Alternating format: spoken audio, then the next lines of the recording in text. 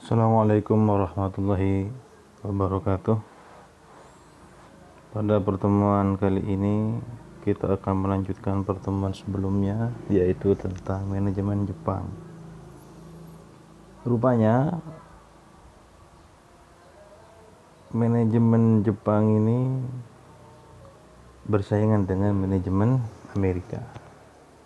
Pertama, kita tahu bahwa Amerika adalah negara adikuasa sejak lama, dan dalam hal manajemen organisasi dan manajemen, rupanya negara adikuasa ini mendapat saingan baru, yaitu negara Jepang, salah satunya dalam hal manajemen organisasi, manajemen dan organisasi. Sekarang akan kita bahas apa sih perbedaan dan persamaan dari manajemen di Jepang dan manajemen di Amerika Serikat. Pertama, kita akan berbicara tentang manajemen Jepang. Ciri-ciri manajemen Jepang.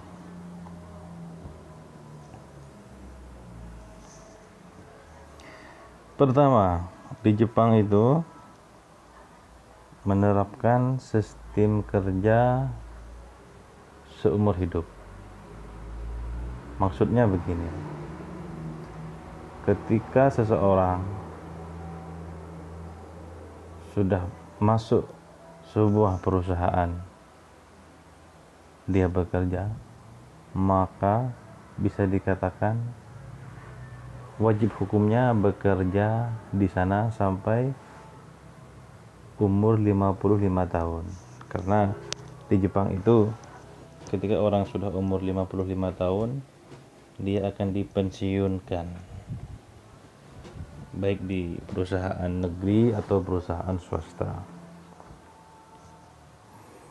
Nah, jadi begini,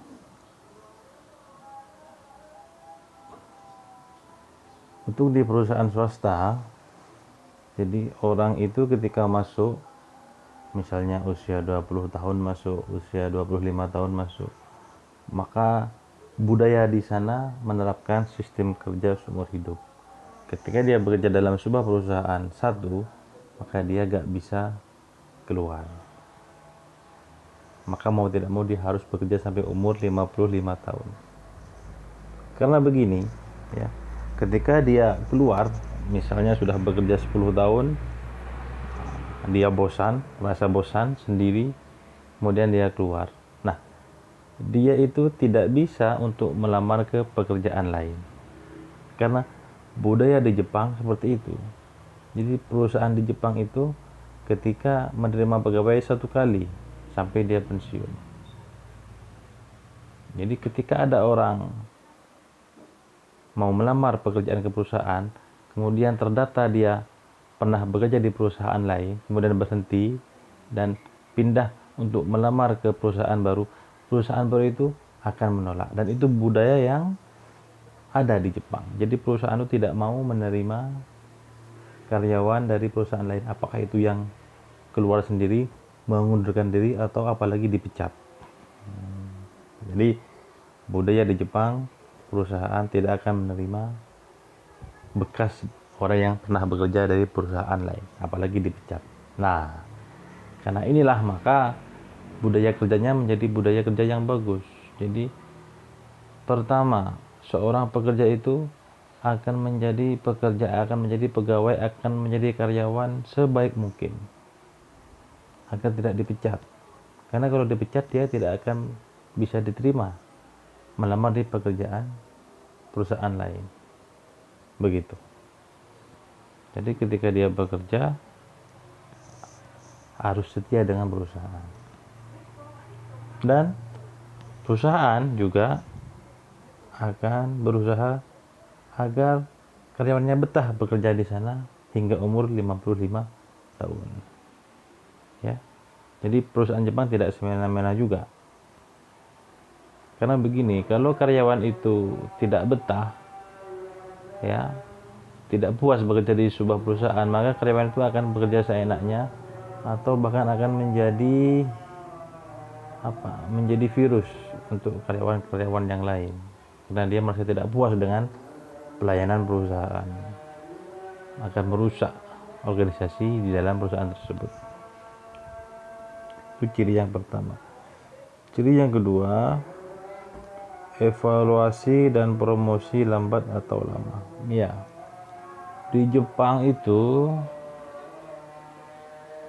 evaluasi pegawai dan promosi pegawai untuk pegawai itu naik jabatan, dipromosikan ke jabatan yang baru, itu lama, dilakukan 10 tahun sekali.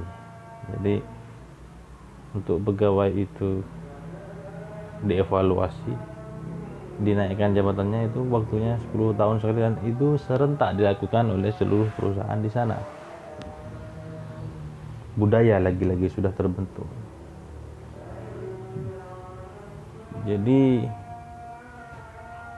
karyawan itu tidak sibuk mencari relasi, tidak sibuk melobi pimpinan untuk naik jabatan karena sudah waktunya terjadwal 10 tahun sekali. Dan selama 10 tahun sekali itu karyawan tidak perlu melobi atasan, dan atasan tahulah selama 10 tahun itu siapa yang kerjanya bagus, siapa yang tidak. Dan tentunya yang kerjanya bagus, apalagi di situ ada seniornya di perusahaan tersebut yang pensiun, maka orang yang kerjanya bagus ini yang akan dipromosikan, yang akan dicalonkan untuk menduduki jabatan baru. Jadi selama 10 tahun ini para karyawan itu akan bekerja sebagus mungkin. Di mana dia bertugas akan bekerja sebagus mungkin, hasilnya sebagus mungkin agar pimpinannya puas dengan hasil kerja dia.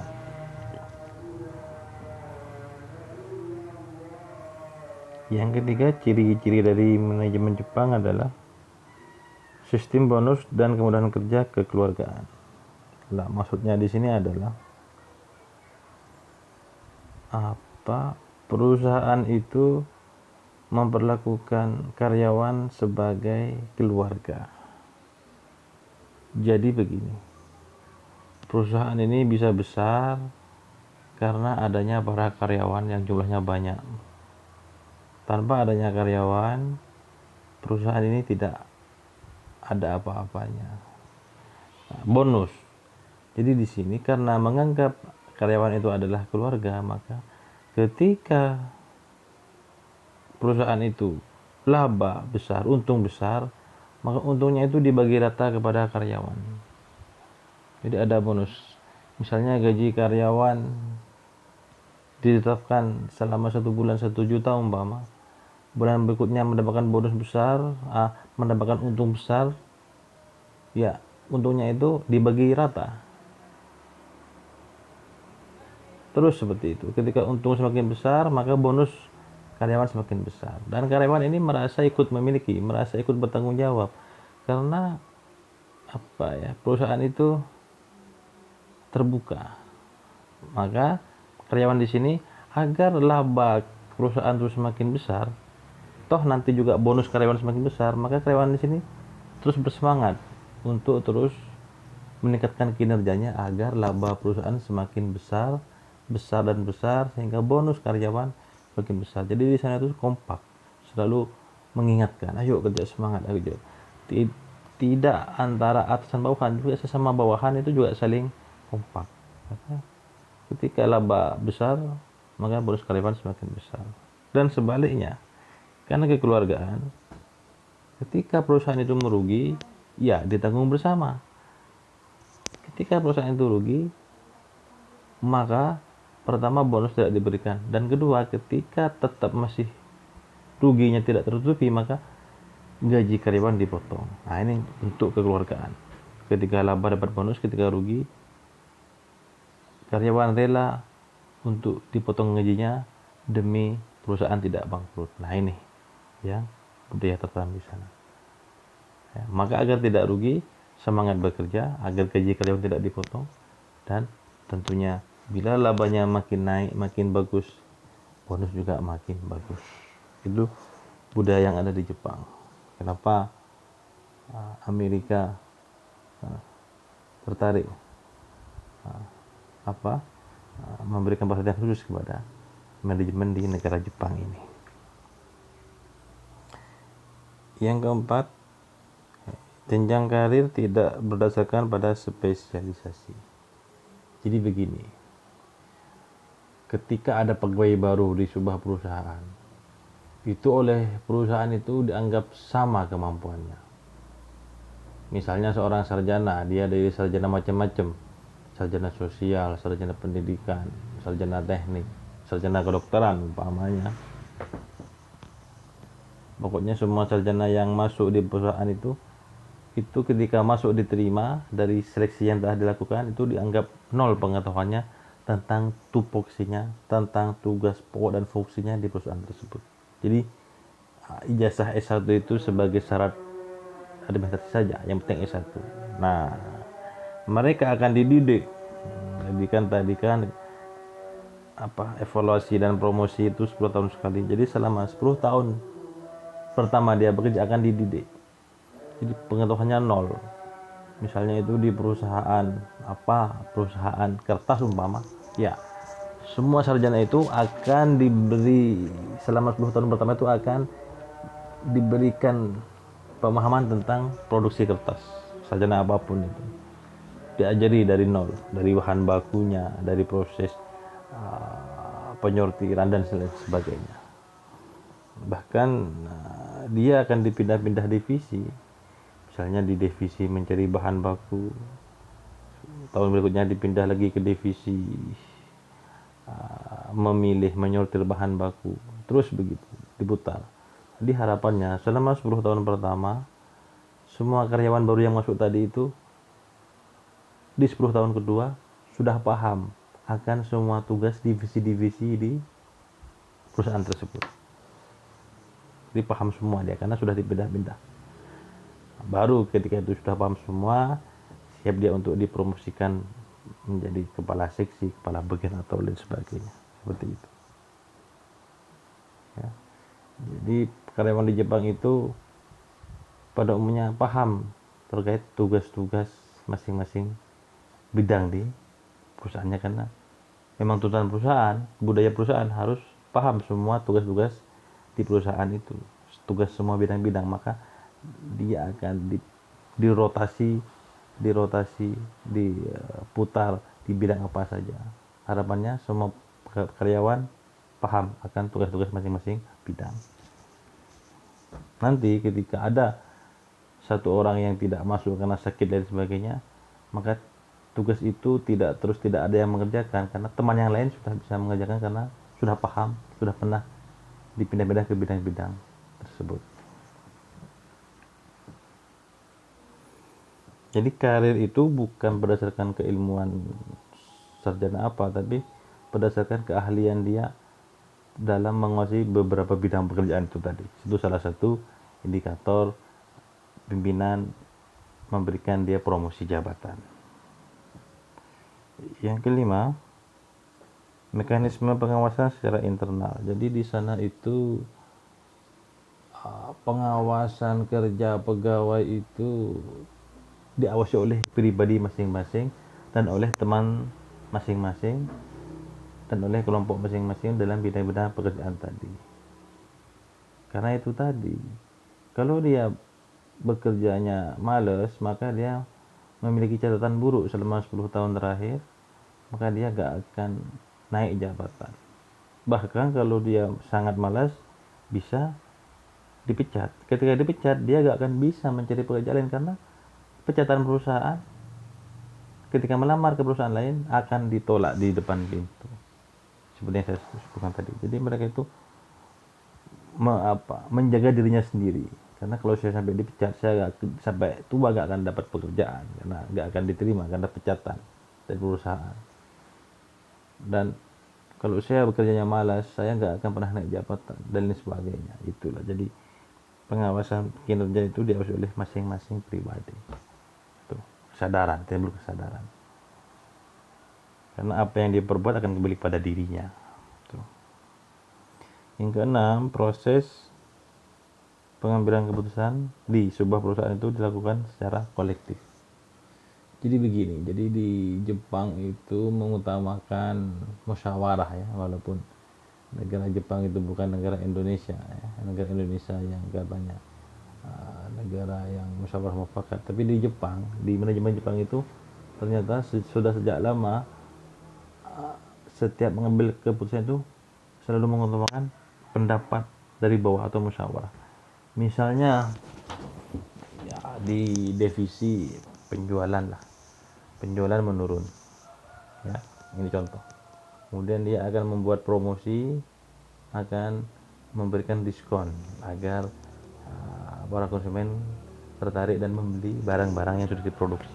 Nah, itu pimpinan itu tidak langsung memutuskan sendiri atau diputuskan oleh jajaran petinggi di perusahaan tersebut, tapi mereka mengajak berembuk semua karyawan yang ada dari tingkat bawah. Jadi dari tingkat pengadaan bahan baku, pemilihan bahan baku, produksi dan lain sebagainya, finishing, itu semua dimintai pendapat. Jadi pimpinan tinggi itu mengumpulkan semua, dimintai pendapat. Tidak hanya beberapa orang di petinggi perusahaan, tidak, dimintai pendapat. Menurutmu seperti apa? Apa solusinya segala macam. Nah, nanti keputusan hasil musyawarah itulah yang ditetapkan. Yang menetapkan adalah pemimpin tertinggi, tapi berdasarkan hasil musyawarah semua orang yang ada, dari orang terbawah sampai orang teratas, dimintai pendapatnya. Sehingga risiko menjadi tanggung jawab bersama di ciri ketujuh ini. Risiko menjadi tanggung jawab bersama. Jadi ketika itu berhasil ya keberhasilan kita semua, dapat bonus dibagi rata, dari paling atas paling bawah dapat semua. Tapi ketika rugi ya kerugian kita semua. Kalau memang harus dipotong gaji untuk menutup kerugian, ya gaji dari pejabat teratas sampai karyawan terbawah juga dipotong. Jadi seperti itu. Dan yang kedelapan, keterlibatan seluruh orang. Jadi di sini bahwa kalau tadi itu pertama saya menjelaskan bahwa perusahaan itu besar karena ada karyawan di sana. Nah, yang kedelapan ini lebih luas. Jadi seperti ini, perusahaan itu menjadi besar karena ada jasa para karyawan, bahkan karyawan paling bawah sangat berjasa. Dan itu tidak cukup ternyata. Perusahaan Jepang itu juga melihat faktor-faktor pendukung lainnya dari luar perusahaan. Jadi keluarga karyawan juga diperhatikan.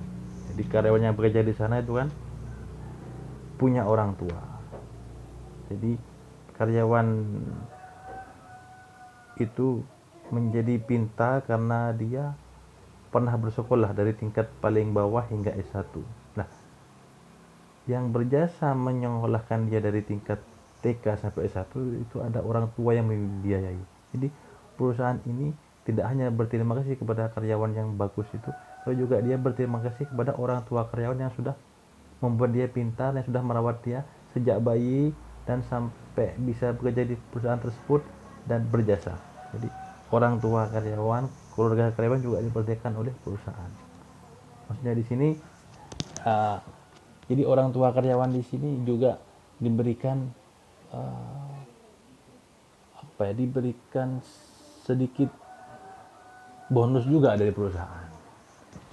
Misalnya ini ya, ketika orang tua karyawan itu sakit, perusahaan membantu pengobatannya. Mungkin ketika hari besar di Jepang sana, di orang tua karyawan ya, karena karyawan itu bukan apa-apa tanpa orang tuanya, maka perusahaan memberikan bingkisan kepada orang tuanya. Jadi keluarga karyawan, terutama orang tua karyawan juga diperhatikan oleh perusahaan, dibantu kalau ada kesulitan seperti itu, diberikan bingkisan ketika ada hari-hari besar, kira-kira seperti itu. Karena wujud terima kasih perusahaan kepada orang tua karyawan karena anaknya telah berjasa bagi perusahaan. Nah, itu tadi ciri-ciri manajemen di negara Jepang yang membuat Jepang itu menjadi negara bagus, negara hebat. Bahkan Amerika yang adik kuasa saja merasa iri dengan Jepang, malah ingin belajar dengan Jepang. Berikutnya, ciri-ciri manajemen Amerika. Nah, jadi ciri-ciri manajemen Amerika kira-kira kurang lebih kebalikan dari manajemen Jepang, seperti itu. Misalnya sistem kerja jangka pendek yang pertama ini. Ya, di Amerika itu kalau kontrak, jadi kalau di Jepang mungkin kontraknya 10 tahunan, di Amerika mungkin kontraknya tahunan. Kayak di Indonesia, ketika ada pegawai kontrak, rata-rata kontraknya tahunan. 1 tahun dia agak bagus kinerja, tidak diperpanjang untuk tahun kedua, seperti itu. Evaluasi dan promosi cepat, ya, jadi 2 tahun 3 tahun sering terjadi promosi jabatan di situ. Bahkan ketika ada karyawan yang pandai mengambil hati pimpinan, dia akan cepat-cepat dipromosikan. Bahkan pejabat lama dicarikan masalah, mungkin ya ini salah satu yang kurang baik, dicarikan masalah sehingga dia bisa diganti. Bahkan kalau di situ mungkin ternyata itu karyawannya masih kerabat dari pimpinan perusahaan, anaknya pimpinan perusahaan, ponakannya, menantunya, maka dia ketika baru masuk dia akan cepat promosi, menyalip yang lebih senior karena dia masih kerabat pimpinan perusahaan. Banyak dijumpai juga sistem bonus dan upah. Jadi di perusahaan di Amerika lah, ya, mungkin di Indonesia juga sama. Kadang kenapa itu karyawan tidak merasa memiliki perusahaan, karena mungkin perusahaan kurang terbuka juga, ya. Ketika dia dapat bonus banyak, ya sudah. Ketika dia mendapat laba banyak, penjualan sedang bagus-bagusnya, melebihi target, melebihi omset, ya karyawan cukup diberi gaji itu saja, Kak. Ya gajinya 1 juta, ya sudah 1 juta terus, tidak ada bonus-bonus tertentu. Ketika perusahaan sedang bagus-bagusnya. Dan sebaliknya, ketika perusahaan merugi, ya bisa dengan mudahnya perusahaan mem-PHK karyawannya dan lain sebagainya. Jadi karyawan itu tidak ikut memiliki, tidak menganggap perusahaan itu sebagai keluarga, sebagai rumahnya. Karir berdasarkan spesialisasi, ya, jadi kalau di Jepang tadi itu karyawan itu dipindah-pindah akan memilih semua bidang. Kalau di Amerika itu tidak. Jadi kalau dia itu sarjana teknik, ya sudah, dia bekerja di perusahaan itu di bagian teknik saja. Kalau dia sarjana komputer, ya dia hanya bekerja di bidang komputer, gak mungkin dia akan bekerja di bidang perkebunan, di bidang pembibitan, kalau itu mungkin perusahaan penjualan produk hasil pertanian umpama. Yang kelima, mekanisme pengawasan bertingkat. Jadi kalau di perusahaan manajemen Amerika itu, perusahaan Amerika itu ada pengawas khusus, ya. Jadi pegawai itu diawasi khusus, disediakan CCTV di mana-mana, ya, dikontrol setiap hari, setiap minggu, setiap bulan. Nah, jadi ketika tidak dikontrol, maka karyawan cenderung bekerja santai. Tapi ketika ada kontrol, ketika sedang disidak, ketika diawasi CCTV dan sistemnya aktif, dia akan semangat bekerja. Tapi ketika dia bekerja tidak terpantau CCTV, dia akan santai. Itu yang terjadi biasanya. Dan yang keenam, proses pengambilan keputusan pada pejabat teras, ya, tidak melibatkan bawahan. Kalau pejabat terasnya memilih keputusan A, maka pegawai di tingkat bawah harus A. Terkadang itu pejabat tidak tahu bahwa kalau memilih A itu semakin menyulitkan karyawan di bawah. Jadi kadang kurang connect, tidak diukur. Kalau kita memilih A, apakah karyawan kita mampu? Nah, itu tidak diukur. Terkadang pilihan A itu semakin mempersulit karyawan di tingkat paling bawah. Mungkin di tingkat atas tidak ketahuan. Dan yang ketujuh, tanggung jawab individual. Jadi yaitu tadi, karena keputusan itu diputuskan oleh pejabat-pejabat teras, jadi ketika ada masalah, ya yang menanggung risiko ya pejabat-pejabat yang teras tersebut, pimpinannya, direkturnya, begitu. Ketika perusahaan itu merugi, yang dipecat direkturnya, yang mundur direkturnya, begitu ya. Seperti itu. Inilah apa ya, inti dari perbedaan antara manajemen Jepang dan manajemen Amerika secara umum, ya. secara umum. Terima kasih dalam penjelasan materi ini. Assalamualaikum warahmatullahi wabarakatuh.